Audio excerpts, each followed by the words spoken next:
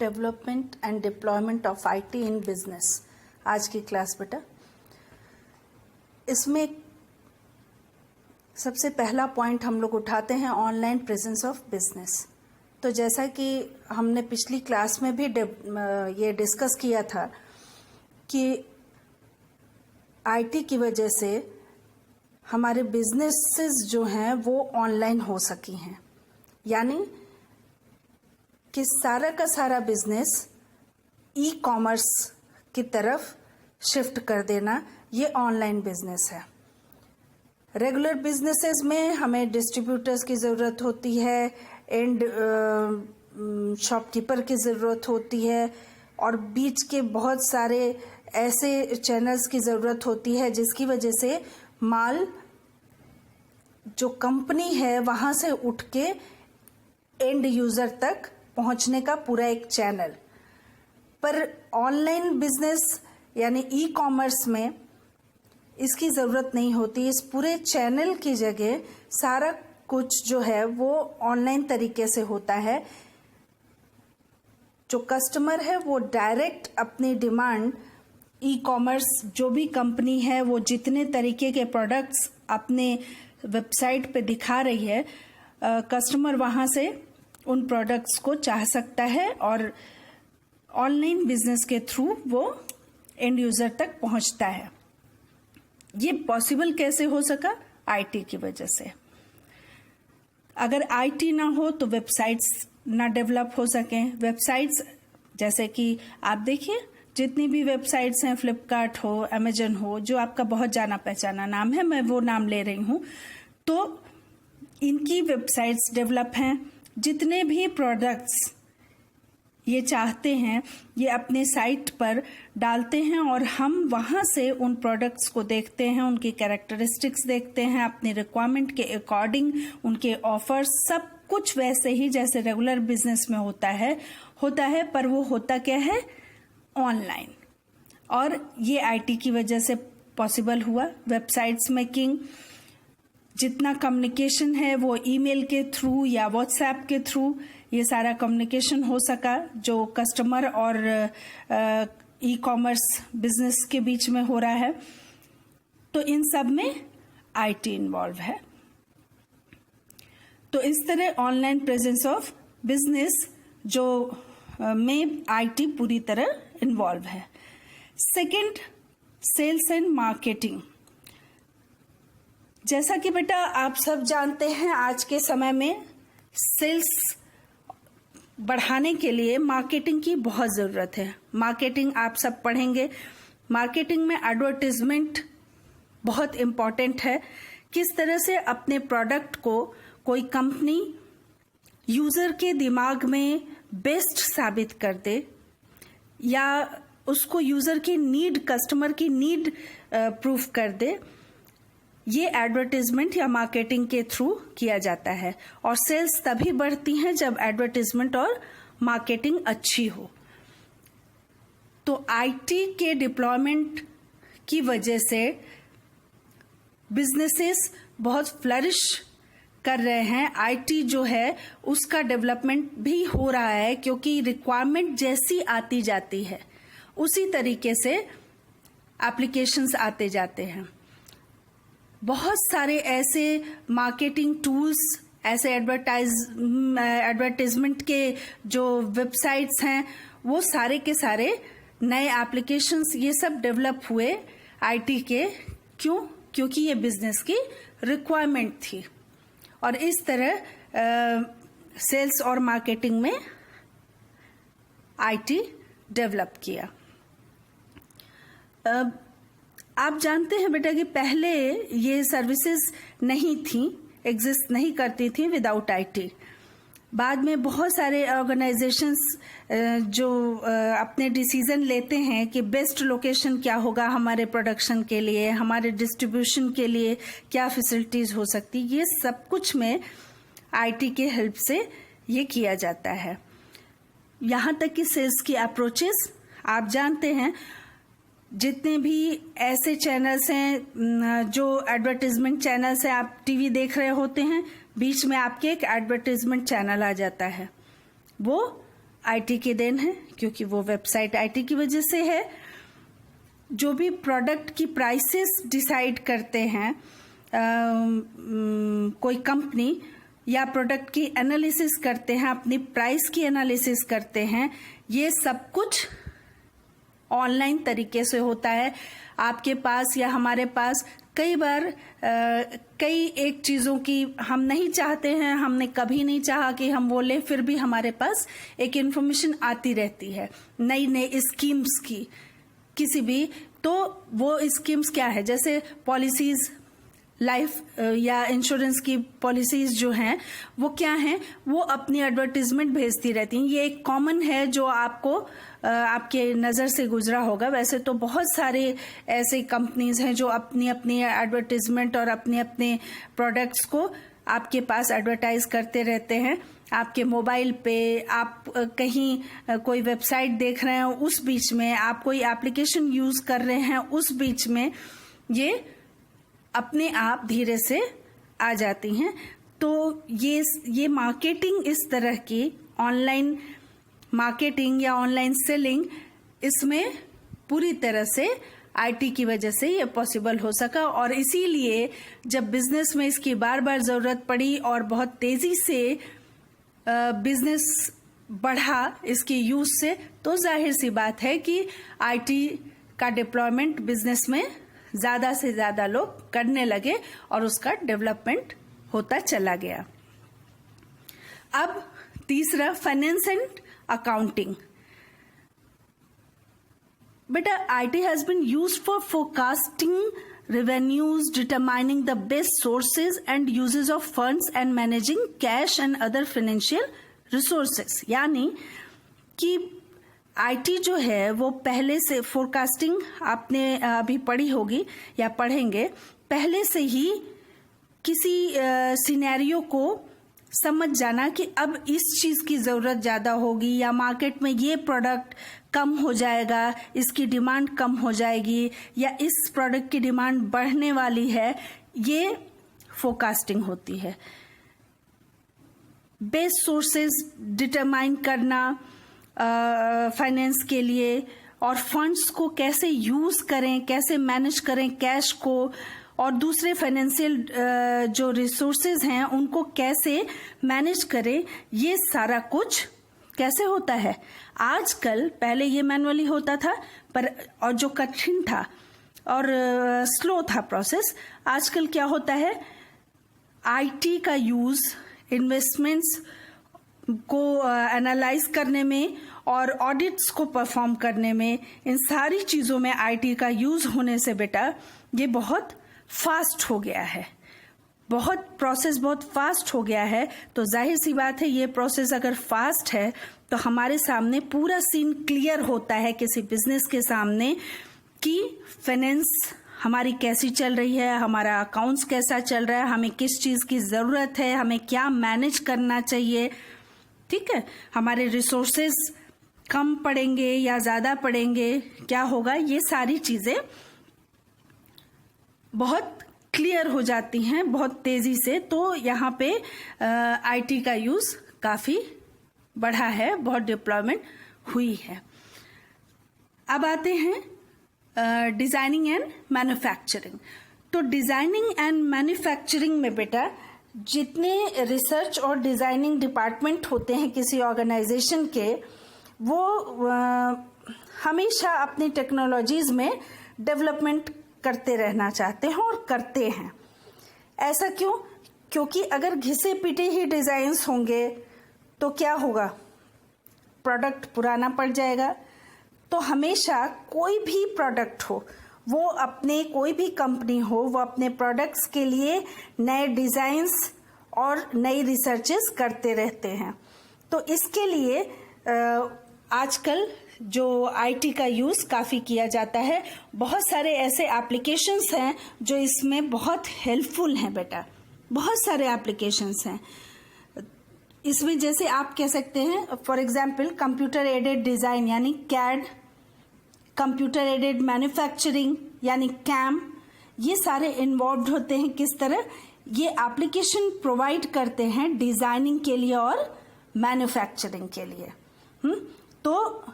इस तरह अगर सॉफ्टवेयर का यूज करेंगे तो हमारा काम ज़्यादा अच्छा, ज़्यादा फास्ट हो जाता है। इसी तरह 3D प्रिंटिंग वगैरह की टेक्निक फॉर एग्जांपल लीजिए कि आजकल लोग 3D प्रिंटिंग वगैरह की टेक्निक अडॉप्ट कर रहे हैं कंपनीज में, जिससे डिज़ाइन की हुई कोई भी चीज़ हम ऐसे तो आप डिज़ाइन करेंगे किसी प्रोडक्ट को, सपोज फॉर एग्जांपल आप अगर एक ड्रेस को डिज़ाइन कर रहे हैं तो क्या होगा, ड्रेस को हम अगर मैनुअली डिज़ाइन करेंगे तो हम उसमें कपड़ा लगाएंगे, कटिंग करेंगे, बहुत तरीके की पैचेस करेंगे, स्टिचिंग करेंगे, फाइनली वो प्रोडक्ट हमारे सामने आएगा, कलर कॉम्बिनेशंस वगैरह। पर अगर हम सॉफ्टवेयर्स का यूज़ कर रहे हैं तो ये डिज़ाइनिंग कितनी ईजी हो जाती है कि हम ड्रॉ करेंगे और उसके बाद कलर कॉम्बिनेशन, साइज, फिटिंग, सब कुछ उस पर बहुत क्लियरली दिखाई देगा स्क्रीन पे, और उसकी 3D लुक, यानी अगर कोई सिर्फ एक सामने से फ्रंट नहीं, 3D लुक भी हम देख सकते हैं। तो ऐसा सिर्फ एक कपड़े का सिर्फ एक एग्जाम्पल था, ये किसी भी प्रोडक्ट के साथ हो सकता है। तो ये क्या करता है कि जितने डिज़ाइनिंग टूल है आईटी के थ्रू जिनका यूज़ किया जा रहा है, ये सारे के सारे डिज़ाइनिंग प्रोसेस को बहुत फास्ट करते हैं और कॉस्ट को डिड्यूस करते हैं।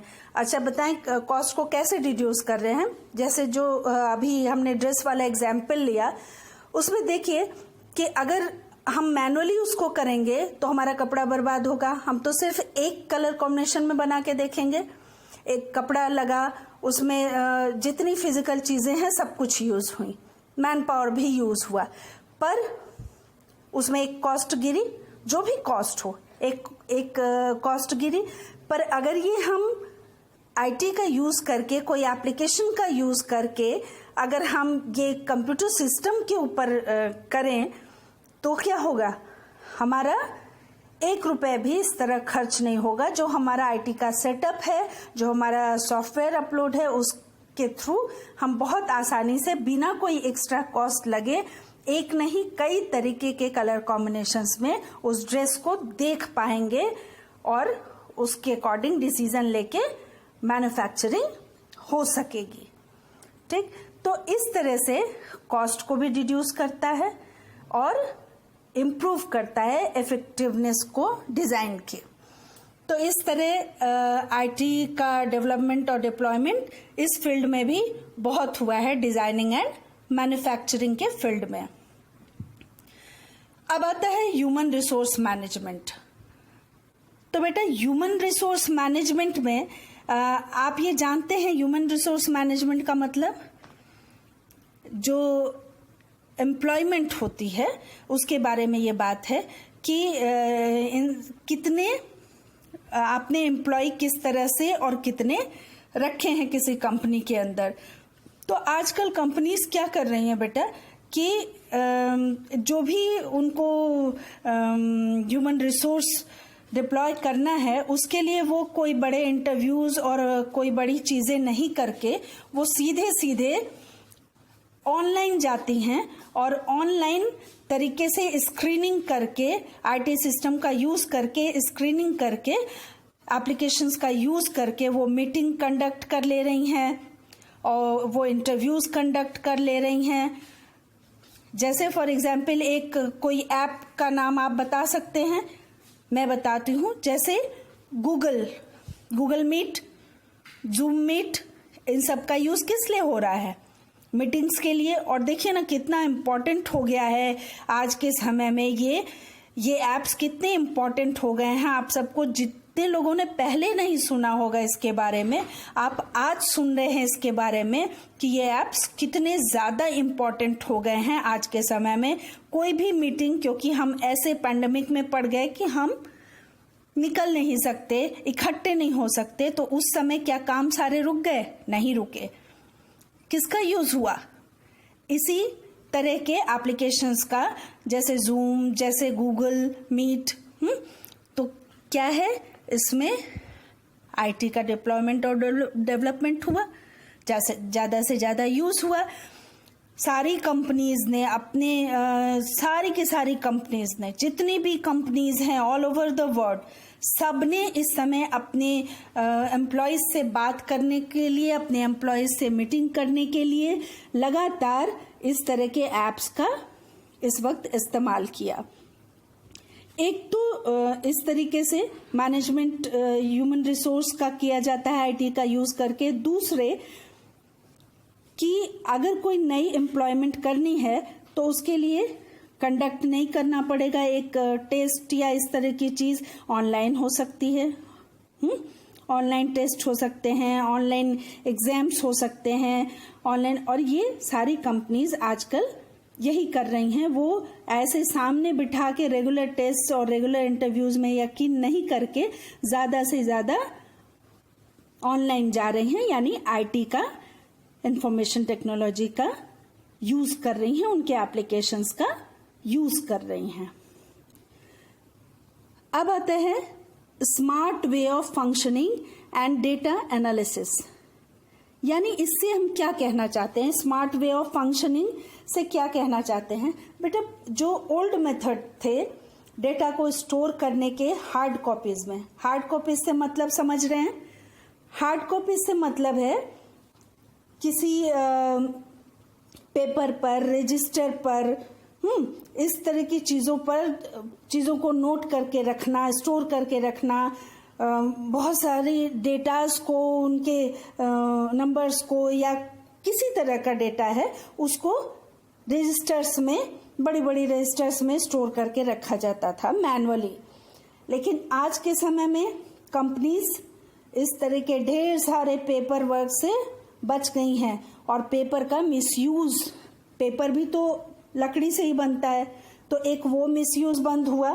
दूसरे, इतना सारा पेपर में सिर्फ खपाने की जगह ये मेथड चेंज हो गया और डेटा का स्टोरेज आईटी के थ्रू होने लगा।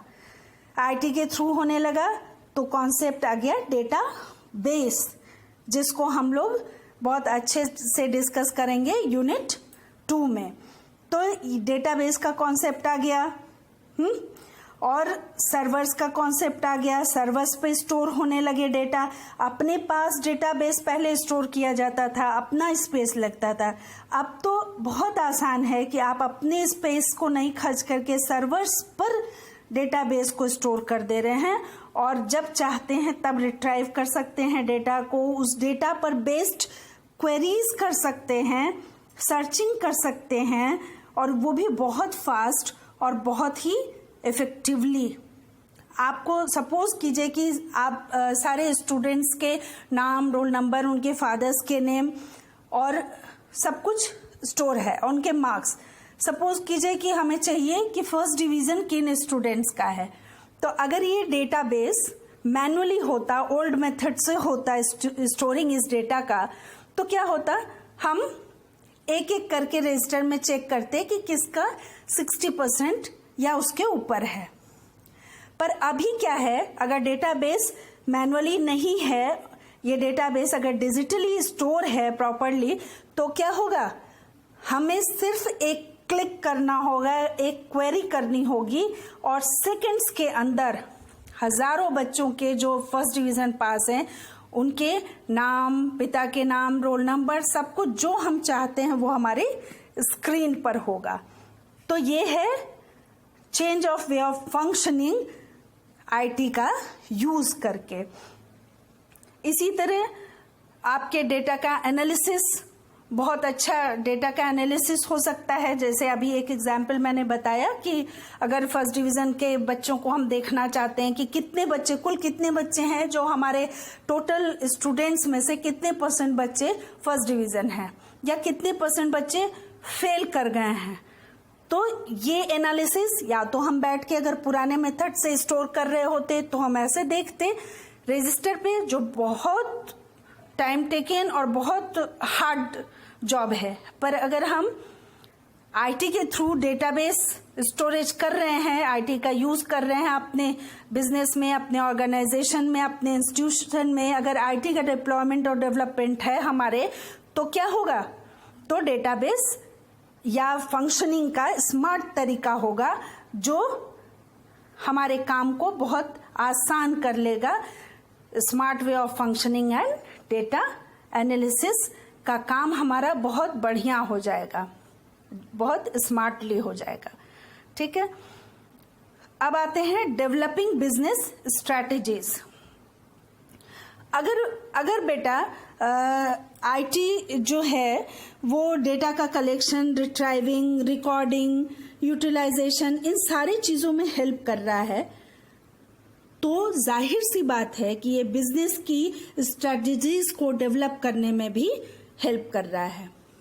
बिजनेस की स्ट्रैटेजीज कोई कंपनीज कैसे करती हैं? मॉनिटर करती हैं किसको? कस्टमर के टेस्ट को, क्या ट्रेंड्स चल रहे हैं इस समय मार्केट में, उसको, ये सब कैसे होता है अवेलेबल? या तो सर्वे कराएं मैनुअली, लोग घर घर जाके पूछे, जो पहले तरीका था। पर अब क्या है, अब आईटी का यूज करके हमारे फेसबुक पर ही आप देखिए कई बार एक वो आ जाता है कि ये आप पसंद करते हैं, आपको सिर्फ ट्रिक लगाना है। या आप कोई ऐप जब यूज कर रहे हैं तो उसमें स्टार्स कि आप इस प्रोडक्ट को कितना पसंद कर रहे हैं, तो आपको स्टार्स देने होते हैं कि 1, 2, 3, 4, 5 जो भी।